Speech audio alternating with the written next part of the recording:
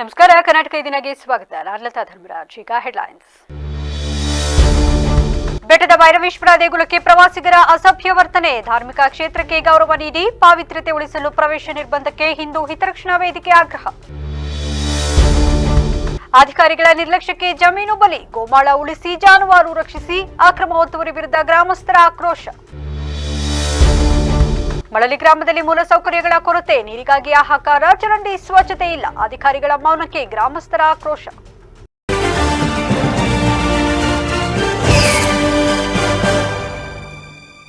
ಇತಿಹಾಸ ಪ್ರಸಿದ್ಧ ಹಾಗೂ ಪಾಂಡವರ ಕಾಲದ ಹಿನ್ನೆಲೆಯುಳ್ಳ ಶ್ರೀ ಬೆಟ್ಟದ ಭೈರವೇಶ್ವರ ದೇವಸ್ಥಾನದ ಪಾವಿತ್ರತೆಯನ್ನ ಕಾಪಾಡುವ ನಿಟ್ಟಿನಲ್ಲಿ ಪ್ರವಾಸಿಗರ ಪ್ರವೇಶಕ್ಕೆ ಸಂಪೂರ್ಣ ನಿರ್ಬಂಧ ವಿಧಿಸಬೇಕು ಎಂದು ಆಗ್ರಹಿಸಿ ಹಿಂದೂ ಹಿತರಕ್ಷಣಾ ವೇದಿಕೆ ಸಕಲೇಶಪುರ ತಹಶೀಲ್ದಾರರಿಗೆ ಮನವಿ ಸಲ್ಲಿಸಿದೆ. ವೇದಿಕೆ ಅಧ್ಯಕ್ಷ ಮಂಜುನಾಥ್ ಕಬ್ಬಿನಗದ್ದೆ ನೇತೃತ್ವದಲ್ಲಿ ಸಲ್ಲಿಸಲಾದ ಮನವಿಯಲ್ಲಿ ಬೆಟ್ಟದ ಭೈರವೇಶ್ವರ ದೇಗುಲ ಕೇವಲ ಪ್ರವಾಸಿ ತಾಣವಲ್ಲ, ಇದು ಲಕ್ಷಾಂತರ ಭಕ್ತರ ಮನೆದೇವರು ಮತ್ತು ಅಸ್ಮಿತೆಯ ಪ್ರತೀಕ.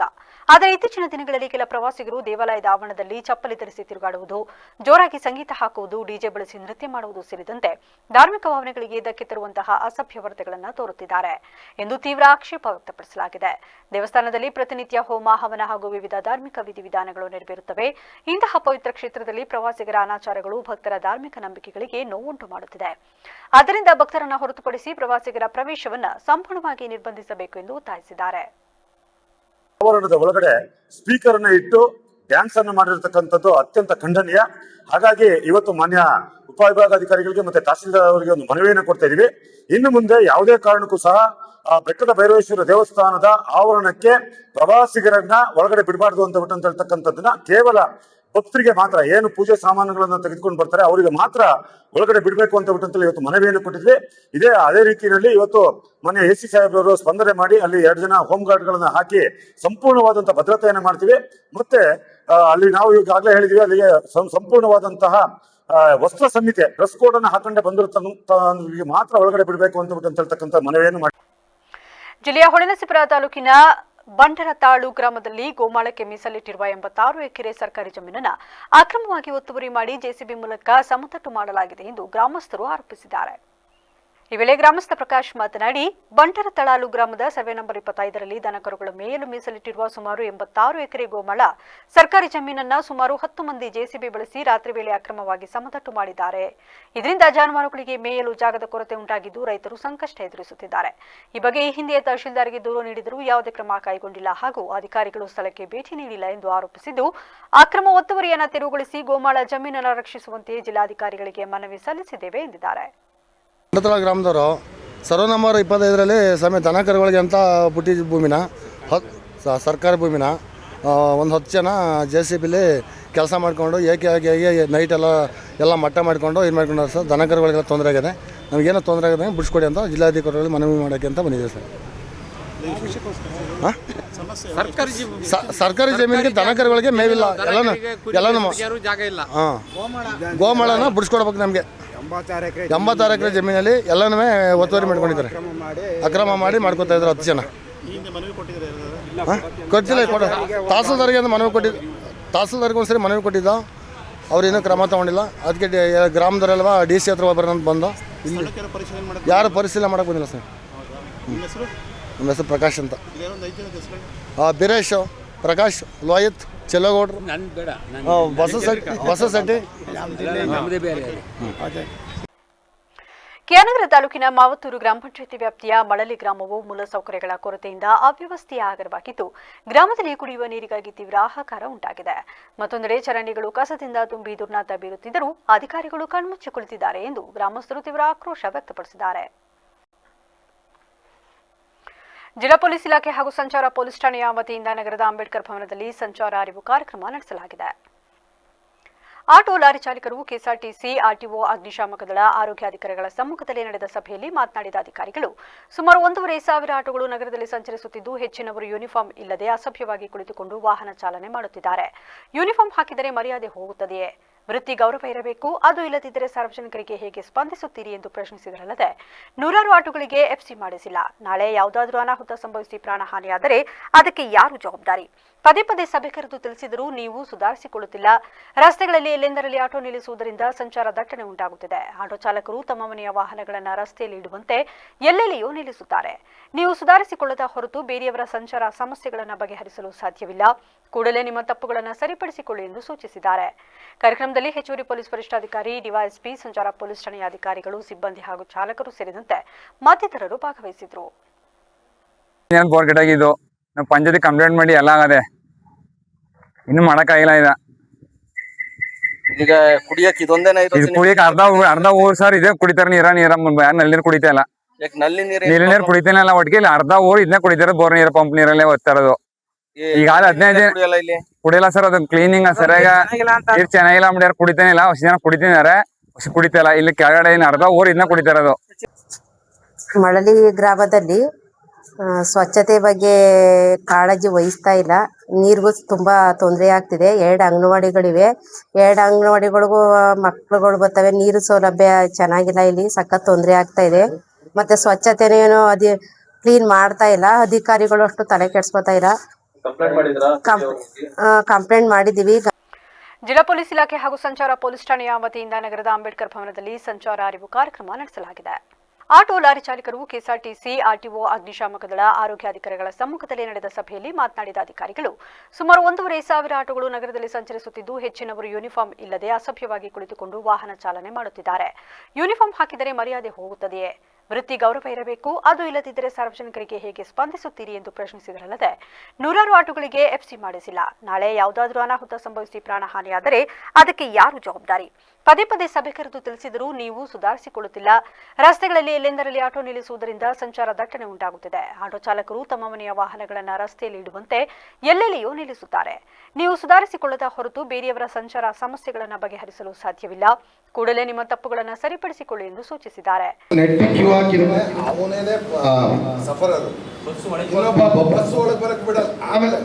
ಬಸ್ನವರು ಏನ್ ಗೊತ್ತಿಲ್ಲ, ಅವರೂ ಬಂದ್ಬಿಟ್ಟು ಅಲ್ಲೇ ಎಲ್ಲ ಆಟೋಗಳನ್ನು ನೋಡ್ತಾ ಇದೀವಿ.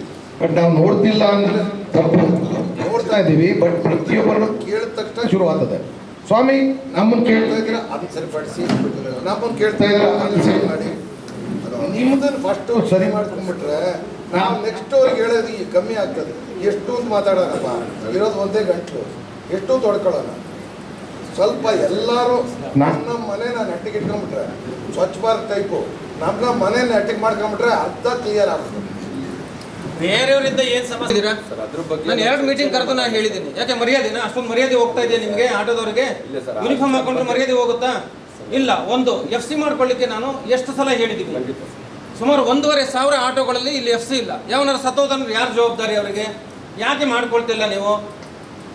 ವಿಚಾರಗಳಿಗೆ ಇಲ್ಲ ನೀವು ಸುಧಾರಿಸ್ತಿಲ್ಲ. ನಾನು ಹೇಳ್ತೇನೆ ಕೇಳಿ. ನಾನು ಬಂದು 2 ಮೀಟಿಂಗ್ ಮಾಡಿದ್ದೀನಿ. ಹೌದಾ? 2 ಮೀಟಿಂಗಲ್ಲಿ ಏನು ಬೆಲೆ ಕೊಟ್ಟಿದ್ದೀರಾ ಪೊಲೀಸರಿಗೆ? ನೀವು ಎಲ್ಲಿ ಬೇಕಲ್ಲಿ ನಿಲ್ಲಿಸ್ಕೊಳ್ತೀರಿ. ಒಂದು ಬರೀ ಯೂನಿಫಾರ್ಮ್ ಹಾಕ್ಸಕ್ಕಾಗ್ತಿಲ್ಲ ನಮಗೆ.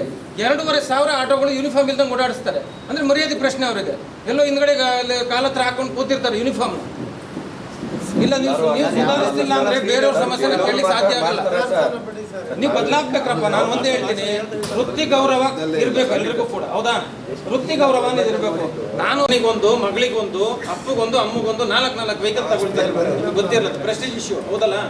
4 ಜನ ಒಂದೇ ವೆಹಿಕಲ್ ಅಲ್ಲಿ ಯಾರು ಓಡಾಡಲ್ಲ. ಎಲ್ಲ ಕೂರ್ಗ್ ಸ್ಟೈಲ್ ಬಂದ್ಬಿಟ್ಟಿದೆ. ಕೂರ್ಗಲ್ಲಿ ಹಂಗೆ ಅದು. ಗಂಡ ಒಂದು ವೆಹಿಕಲ್ ಅಲ್ಲಿ ಹೋಗ್ತಾರೆ, 200 ಜನ ಇರೋದೊಂದು ಮದುವೆ ಆದ್ರೆ ಕೂರ್ಗಲ್ಲಿ 150 ವೆಹಿಕಲ್ ಬಂದಿರ್ತವೆ. ಜನ 200 ಜನ ಸೇರ್ಕೊಂಡ್ರೆ 150 ವೆಹಿಕಲ್ ಇರ್ತವೆ. ಅದು ಸಿಸ್ಟಮ್ ಹಂಗೆ ಇದೆ, ಏನು ಮಾಡೋಕ್ಕಾಗಲ್ಲ. ಬಟ್ ನಮ್ಮಲ್ಲಿ ಜಾಗ ಜಾಸ್ತಿ ಆಗಿಲ್ಲ, ವೆಹಿಕಲ್ ಜಾಸ್ತಿ ಆಗಿದೆ.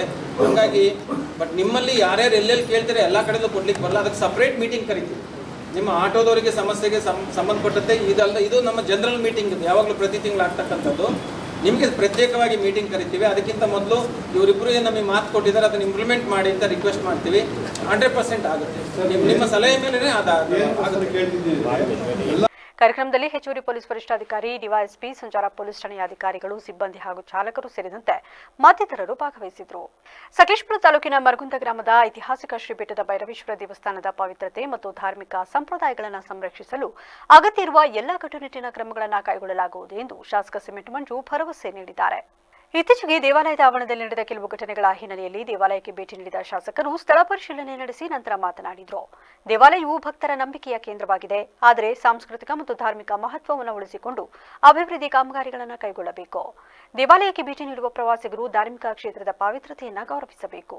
ಈ ನಿಟ್ಟಿನಲ್ಲಿ ಸೂಕ್ತ ಜಾಗೃತಿ ಮೂಡಿಸಲು ಮಾರ್ಗಸೂಚಿ ಫಲಕಗಳನ್ನು ಅಳವಡಿಸುವುದು, ಭದ್ರತಾ ಸಿಬ್ಬಂದಿಯನ್ನು ನಿಯೋಜಿಸುವುದು ಮತ್ತು ಸಿಸಿಟಿವಿ ಕಣ್ಗಾವಲು ಸೇರಿದಂತೆ ಭದ್ರತಾ ವ್ಯವಸ್ಥೆಯನ್ನು ಬಲಪಡಿಸಲು ಸೂಚಿಸಲಾಗಿದೆ ಎಂದರಲ್ಲದೆ ಭಕ್ತರಿಗೆ ಮೂಲಸೌಕರ್ಯಗಳನ್ನು ಕಲ್ಪಿಸುವುದು, ಸ್ವಚ್ಛತೆ ಕಾಪಾಡುವುದು ಮತ್ತು ಸುಗಮ ದರ್ಶನ ವ್ಯವಸ್ಥೆಗೆ ಆದ್ಯತೆ ನೀಡುವಂತೆ ಸಂಬಂಧಪಟ್ಟ ಇಲಾಖೆ ಅಧಿಕಾರಿಗಳಿಗೆ ನಿರ್ದೇಶನ ನೀಡಲಾಗಿದೆ ಎಂದು ತಿಳಿಸಿದರು. ಹಾಗಾಗಿ ಪ್ರವಾಸಿಗರು ಹೆಚ್ಚಿನ ಸಂಖ್ಯೆಯಲ್ಲಿ ಬರ್ತಾರೆ.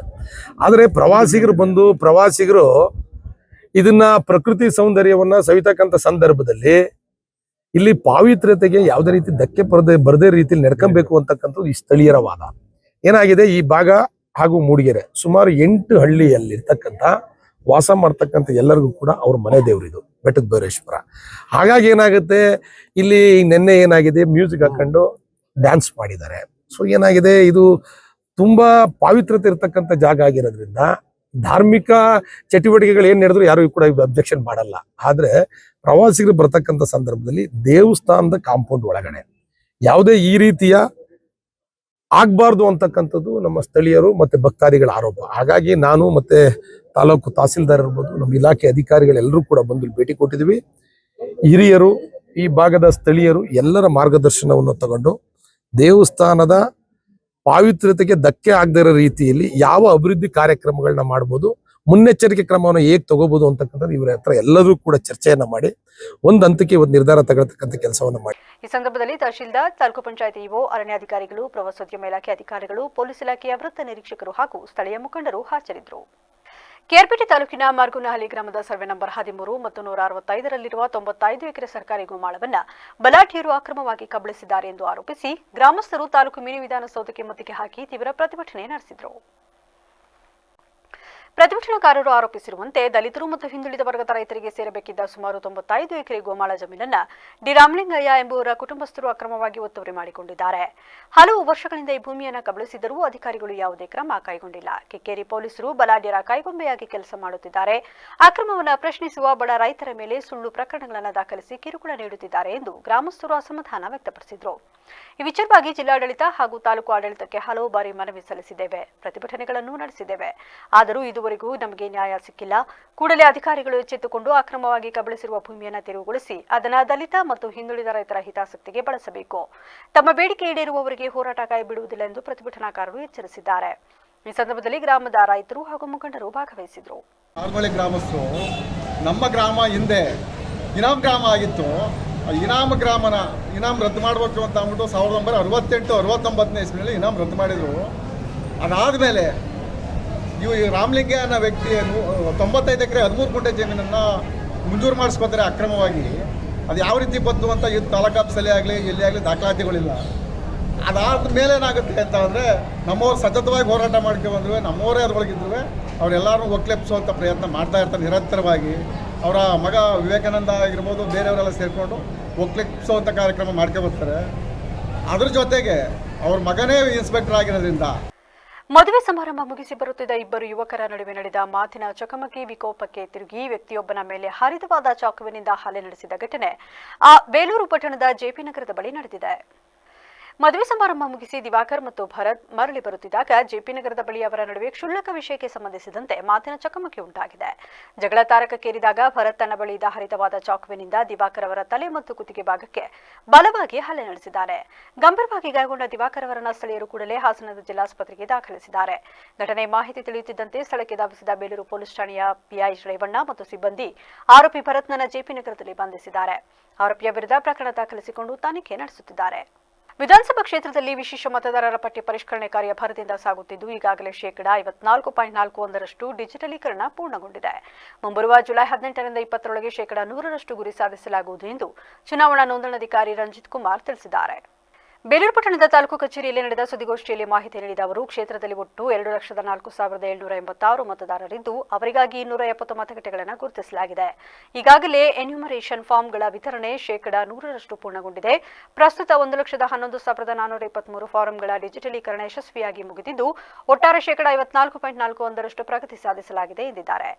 ಯಾವುದೇ ಬೀಳೋ ಮನೆಗಳಿಗೆ ಭೇಟಿ ನೀಡಿ ಫಾರಂ ವಿತರಣೆ ಮಾಡದಿದ್ದರೆ ಅಥವಾ ಫಾರಂ ಭರ್ತಿ ಮಾಡುವಲ್ಲಿ ತೊಂದರೆಯಾದರೆ ಸಾರ್ವಜನಿಕರು ನೇರವಾಗಿ ಸಹಾಯಕ ಚುನಾವಣಾ ನೋಂದಣಾಧಿಕಾರಿ ಅಥವಾ ಇಆರ್ಒ ಅವರನ್ನು ಸಂಪರ್ಕಿಸಬಹುದು. ದೂರು ಬಂದ ತಕ್ಷಣ ಅಧಿಕಾರಿಗಳು ಸ್ಥಳಕ್ಕೆ ಭೇಟಿ ನೀಡಿ ಸಮಸ್ಯೆ ಬಗೆಹರಿಸಲಿದ್ದಾರೆ. ಕಾರ್ಯದಲ್ಲಿ ಯಾವುದೇ ಲೋಪವಾಗದಂತೆ ಜಿಲ್ಲಾ ಮಟ್ಟದಲ್ಲಿ ಬಿಎಲ್ಒಗಳಿಗೆ ಮೊಬೈಲ್ ಆಪ್ ಬಳಕೆಯ ಕುರಿತು ವಿಶೇಷ ತರಬೇತಿಯನ್ನು ನೀಡಲಾಗಿದೆ ಎಂದು ರಂಜಿತ್ ಕುಮಾರ್ ಭರವಸೆ ನೀಡಿದ್ದಾರೆ. ತಹಶೀಲ್ದಾರ್ ಶ್ರೀಧರ್ ಕಂಕನವಾಡಿ ಮಾತನಾಡಿ, ಡಿಜಿಟಲೀಕರಣ ಪ್ರಗತಿಯಲ್ಲಿ ಹಾಸನ ಜಿಲ್ಲೆಯ ತಾಲೂಕುಗಳ ಪೈಕಿ ಅರಸೀಕೆರೆ ತಾಲೂಕು ಪ್ರಥಮ ಸ್ಥಾನದಲ್ಲಿದ್ದರೆ ಬೇಲೂರು ತಾಲೂಕು 2ನೇ ಸ್ಥಾನದಲ್ಲಿದೆ.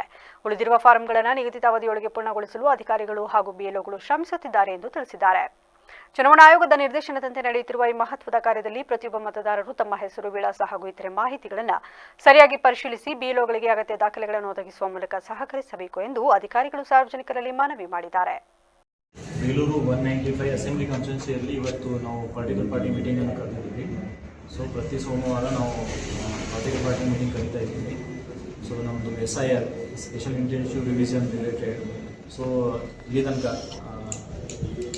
ಇದು ಎಷ್ಟು ಇನ್ಫಾರ್ಮೇಷನ್ ಫಾರ್ಮ್ ಎಷ್ಟು ಡಿಸ್ಟ್ರಿಬ್ಯೂಷನ್ ಆಗಿದೆ, ಎಷ್ಟು ಡಿಜಿಟಲೈಸೇಷನ್ ಆಗಿದೆ, ಮತ್ತು ಅಬ್ಸೆಂಟಿ, ಶಿಫ್ಟೆಡ್, ಡೆತ್ತು, ಆಮೇಲೆ ಡಬಲ್ ಎಂಟ್ರೀಸ್ ಆಗಿರೋ ಡೇಟಾ ಎಲ್ಲ ಅವರಿಗೆ ಸ್ವಲ್ಪ ಅವರಿಗೆ ಕೊಡ್ತಾ ಇದ್ದೀವಿ ನಾವು. ಸೊ ಮತ್ತು ಇದು ಪ್ರೊಸೆಸ್ ರಿಲೇಟೆಡ್ ಏನಾದರೂ ಪೊಲಿಟಿಕಲ್ ಪಾರ್ಟಿಯವರಿಗೆ ಏನಾದರೂ ಗೊಂದಲ ಇದ್ದಲ್ಲಿ ಏನಾದರೂ ಕ್ವಶನ್ಸ್ ಕೇಳಿದ್ರೆ ನಾವು ಸಾರ್ಟ್ ಕೂಡ ರಿಸಲ್ವ್ ಕೂಡ ಮಾಡ್ತಾಯಿದ್ದೀವಿ. ಸೊ ನಾವು ಎಲೆಕ್ಷನ್ ಕಮಿಷನ್ ಆಫ್ ಇಂಡಿಯಾ ಡೈರೆಕ್ಷನಲ್ಲಿ SI ಪ್ರಕ್ರಿಯೆಯನ್ನು ಕ್ರಮದಲ್ಲಿ ಕೆಲಸ ಮಾಡ್ತಾಯಿದ್ದೀವಿ. ವಿ ಹ್ಯಾವ್ ಟೋಟಲ್ 100% ಎನ್ಯುಮರೇಷನ್ ಫಾರ್ಮ್ಸನ್ನು ಡಿಸ್ಟ್ರಿಬ್ಯೂಷನ್ ಮಾಡಿದ್ದೀವಿ. We have total electors 2,04,786 total electors ಇದ್ದಾರೆ. ವಿ ಹ್ಯಾವ್ 270 ಪೋಲಿಂಗ್ ಸ್ಟೇಷನ್ಸ್ ಇದೆ ನಮಗೆ. ಸೊ ಇಲ್ಲಿಯ ತನಕ ನಾವು 54.41% ಎನ್ಯುಮರೇಷನ್ ಫಾರ್ಮ್ಸ್ ಡಿಜಿಟಲೈಸ್ ಮಾಡಿದ್ದೀವಿ. ಇಟ್ ಮೀನ್ಸ್ ಇಟ್ ಈಸ್ 1,11,423 ಅಷ್ಟು ಡಿಜಿಟಲೈಸೇಷನ್ ಆಗಿದೆ. ವಾಪಸ್ ಬಂದಿದೆ ಮತದಾರರಿಗೆ ಕೊಡಬೇಕು ಅಂತ ಇದೆ, ತರಿಸ್ಬೇಕು ಅಂತ ಅವರು ಅದನ್ನ ಫಿಲ್ ಮಾಡಿ ವಾಪಸ್ ಕೊಡಬೇಕು ಆಯ್ತಲ್ಲ.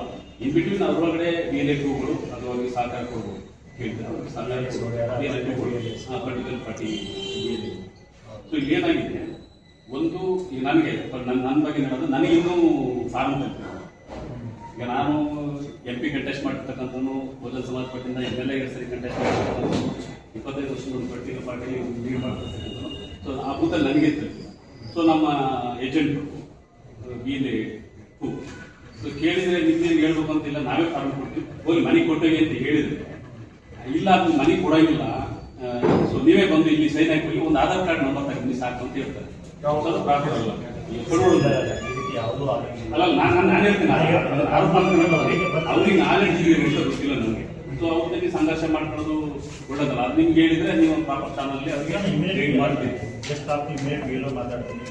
ಮತದಾರರ ಪಟ್ಟಿ ಪರಿಷ್ಕರಣೆ ಮತ್ತು SIR ಪ್ರಕ್ರಿಯೆಗೆ ವಿಧಿಸಿರುವ ಅಲ್ಪಾವಧಿಯನ್ನು ಪ್ರಶ್ನಿಸಿರುವ ಕಾಂಗ್ರೆಸ್ ಪಕ್ಷದ ಮುಖಂಡರು ಮತದಾರರ ಹೆಸರು ಡಿಲೀಟ್ ಆಗದಂತೆ ಎಚ್ಚರಿಕೆ ವಹಿಸಲು ಮತ್ತು ಕಾಲಮಿತಿಯನ್ನು ವಿಸ್ತರಿಸಲು ಆಗ್ರಹಿಸಿದ್ದಾರೆ.